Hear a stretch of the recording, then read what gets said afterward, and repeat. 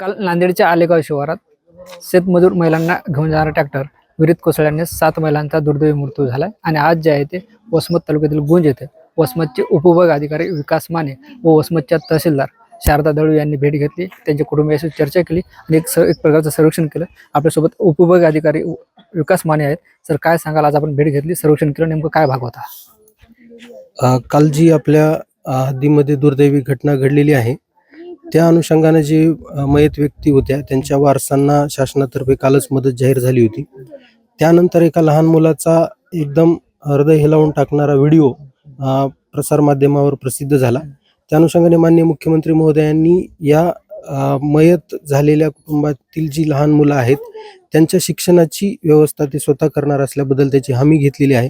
त्या अनुषंगाने त्यांची चौकशी करण्यासाठी आम्ही इथं आलो होतो।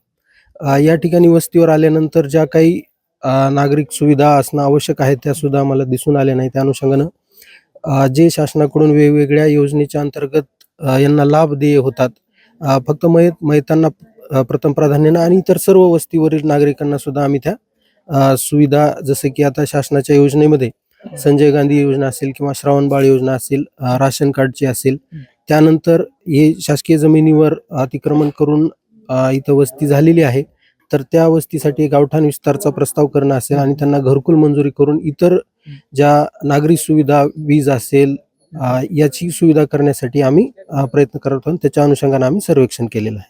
म्हणजे सरांनी आपण सांगितलं की जो व्हिडिओ काल कृष्णाचा TV9 मराठीत दाखवला त्याची दखल जे ते मुख्यमंत्र्यांनी घेतली। मात्र सर, दुसरा विषय असा आहे की या ठिकाणी जे ते काही जखमी झालेत त्यांना केवळ शासनानं 50,000ची मदत जाहीर केली, पण त्यांचं खाजगी दवाखान्याचे बिल बघितलं तर ते एका दिवसात 50,000च्या वर गेले। त्यांच्यासाठी काही विशेष तरतूद करणार आहेत का? त्याचा प्रस्ताव तुम्ही पाठवणार आहात का बरं? जे जखमी आहेत त्यांच्या पूर्ण उपचारासाठी आवश्यक निधीचा प्रस्ताव आम्ही शासनाकडे पाठवू आणि मुख्यमंत्री सहायता निधीतून त्याला मदत मिळवून देण्यासाठी आम्ही प्रयत्न करू। तर आपण जर बघितलं तर कालपासून अनेकांच्या घरात चुली पेटल्या नाहीत, अनेक महिला जे आक्रोश करताना पाहायला मिळतात त्या अस्वस्थ झाल्यात। असं असलं तरी आरोग्य विभागाचा एकही कर्मचारी आतापर्यंत फिरकला नाही। आरोग्य विभागाचं पथक आम्ही बोलवलेलं आहे। थोड्या वेळातच सर्व वैद्यकीय टीम येऊन काल जे जखमी होते किंवा इतर सर्व जणांचं आम्ही एक तपासणी करून घेऊ आणि उपचाराची आवश्यकता असल्यास त्यांना दवाखान्यामध्ये रेफर करूया। म्हणजे धन्यवाद सर। हे होते वसमतचे उपविभाग अधिकारी विकास माने, ज्यांनी येथे पीडित कुटुंबियांशी संवाद साधला आणि शासनाच्या वेगवेगळ्या योजना या वस्तीवर कशा पोहोचल्या यासाठी जे आहे ते वसमत प्रशासन आर्ट मोडवर आलं चित्र आपल्याला पाहायला मिळालं। ज्ञानेश्वर लोंढे, TV9 मराठी, गुंज, हिंगोली।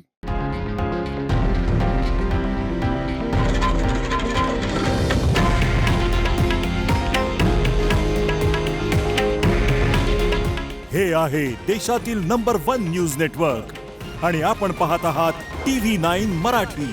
काळजी तुमची, हित महाराष्ट्राचं।